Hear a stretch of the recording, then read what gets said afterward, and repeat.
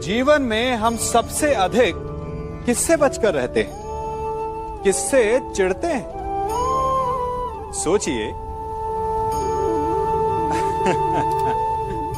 उत्तर मिल गया ना। हम उससे चिढ़ते हैं जो हमसे चिढ़ता है, जो हमारी निंदा करता है।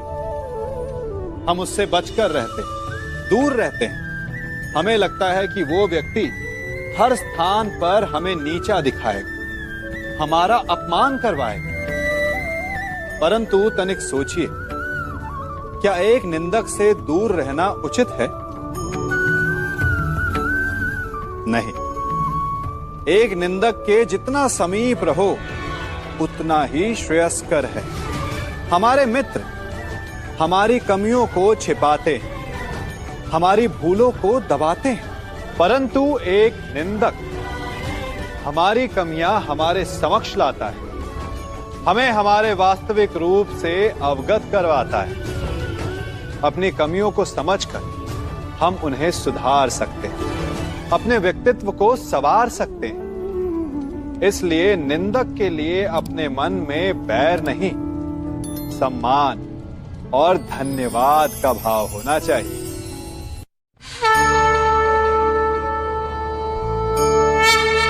सूर्य उदय से ठीक पूर्व रात्रि तनिक अधिक गहरी और गाढ़ी हो जाती है। इसी प्रकार एक नए प्रारंभ से पूर्व मन पर, सोच पर, विचारों पर अंधकार छा जाता है। मानव मन जो ठहरा, दुविधा आ ही जाती है। क्या आगे जो होगा वो शुभ होगा? क्या जीवन में जो हम पीछे छोड़ आए हैं वो कहीं भूल तो नहीं? ऐसे में क्या करना चाहिए? केवल एक उपाय, आगे बढ़ें।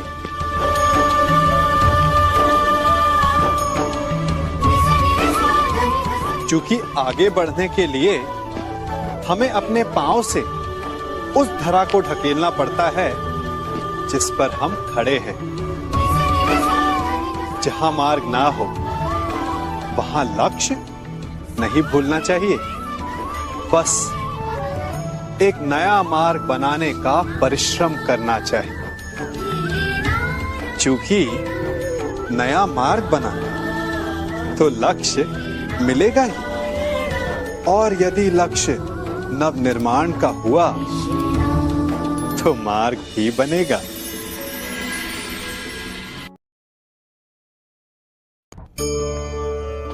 कभी कभी ऐसा नहीं लगता कि सब कुछ होते हुए भी आपको कुछ और चाहिए? ये मिल जाए तो वो चाहिए। यदि आपको ऐसा असंतोष अनुभव होता है तो इसमें कोई आपत्ति नहीं है, क्योंकि संतुष्ट हो जाना मनुष्य का स्वभाव ही नहीं है। और इसी कारण मानव ने सभी जीवों में सबसे अधिक विकास किया। इसीलिए मनुष्य ने आर्थिक और शक्ति रूप से वृद्धि की, संपन्नता बढ़ती गई, ज्ञान बढ़ता गया। अर्थात विकास के लिए असंतोष बहुत आवश्यक है। परंतु समस्या तब उत्पन्न होती है जब ये असंतोष ईर्ष्या में बदल जाता है। जब आप स्वयं की संपत्ति अर्जित करने की अपेक्षा ये प्रयास करने लगते हैं कि आपके प्रतिद्वंदी की संपत्ति अधिक ना रहे, तब ये असंतोष ईर्ष्या में बदल जाता है। और यही ईर्ष्या जन्म देती है अपराध को, षड्यंत्र को। तो प्रश्न ये उठता है कि इस ईर्ष्या से बचा कैसे जाए? और इसका केवल एक ही उपाय है। जब प्रयास अपने साथ साथ दूसरों के विकास का भी हो, तब जाकर ईर्ष्या समाप्त होती है और प्रारंभ होता है आनंद का, वास्तविक विकास का। क्या कर रहा हूं मैं? दर्पण में देख रहा हूं आप लोग भी प्रतिदिन देखते होंगे, परंतु प्रतिदिन अपना मुख देखने के बाद भी उस पर लिखी एक बड़ी सीख देखना भूल जाते हैं। अब आप कहेंगे कैसी सीख? तो जाइए, एक बार फिर से दर्पण के सामने जाइए और मुख खोलकर देखिए, क्या दिखेगा? दंत पंक्ति और जीभा, है ना? अब विचार कीजिए, दंत जन्म के पश्चात आते हैं, एक नहीं 2 बार आते हैं, परंतु मृत्यु से पूर्व नष्ट हो जाते हैं। और जीभा जन्म से पहले से होती है, परंतु मनुष्य के मृत्यु के पश्चात भी उसके अस्तित्व में रहती है ना आश्चर्य की बात? दंत कठोर होते हैं, जीभा कोमल, परंतु फिर भी दंत नष्ट हो जाते हैं, जीभा नहीं होती। यही रहस्य है कि हठी और कठोर लोग शीघ्र नष्ट होते हैं और कोमल लचीले आवश्यकता के अनुसार स्वयं में परिवर्तन ला सकने में सक्षम लोगों का ही अस्तित्व रहता है। अर्थात परिस्थितियों के अनुसार स्वयं को लचीला बनाना सीखिए और आपका जीवन सरल हो जाएगा। मनुष्य की एक विशेष प्रवृत्ति होती, वो कभी स्वयं से संतुष्ट नहीं रहता, कभी स्वयं से प्रसन्न नहीं रहता। जो है उससे अधिक पाना चाहता, जो पा लिया उससे आगे बढ़ना चाहता, अपने जीवन में बदलाव परिवर्तन लाना चाहता। और ये प्रवृत्ति संसार में सबसे महान है, क्योंकि इसी प्रवृत्ति के चलते संसार में विकास होता है। किंतु इस बदलाव के लिए मनुष्य उसकी खोज में रहता है जो उसके जीवन में बदलाव ला सके, उसे मार्ग दिखा सके, उसके जीवन में परिवर्तन ला सके। और इसके लिए मनुष्य संसार भर में उसे खोजता है जो उसके पास है।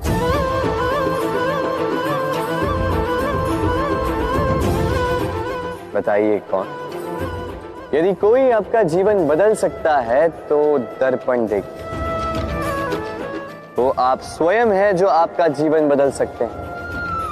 वो आप स्वयं है जो स्वयं को मार्ग दिखा सकते हैं, जीवन में बदलाव ला सकते हैं, परिवर्तन ला सकते हैं।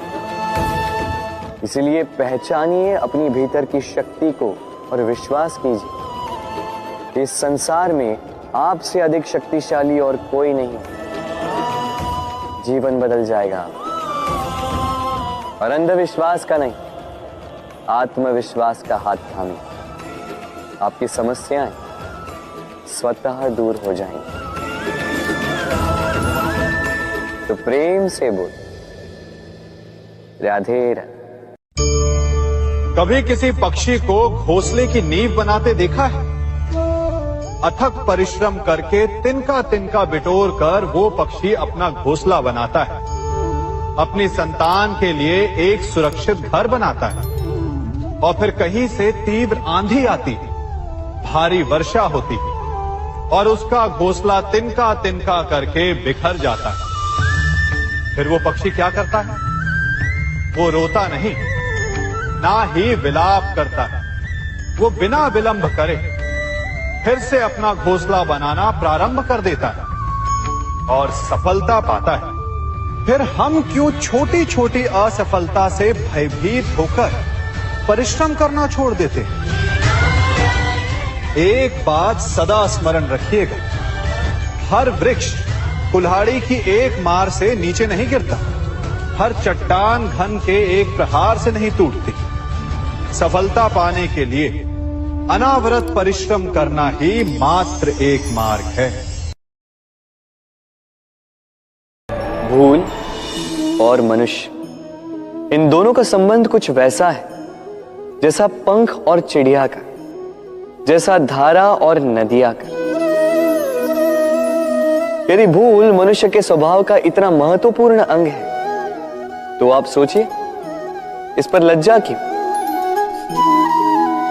इस पर लज्जा करना ठीक है ही नहीं। वैसे देखा जाए तो भूल हमें स्वयं को और श्रेष्ठ बनाने का अवसर देती है।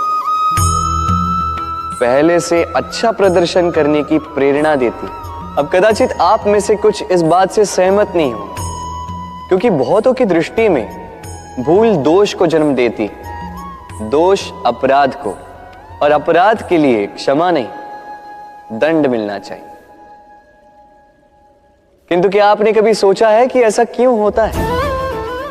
क्या कारण है इसका? इसका कारण है भूल स्वीकार करने से बचना। यदि आप कोई भूल करोगे और उसे स्वीकारोगे नहीं, तो वो भूल दोष में बदल जाएगी और वो दोष अपराध। तो साहस रखिए, अपनी भूल को स्वीकार करना अपनी भूल को सुधारने की दिशा में सबसे पहला कदम होता है। और स्मरण रखिएगा, यदि कुछ अपराध है तो वो है समय पे अपनी भूल ना स्वीकार। राधे राधे।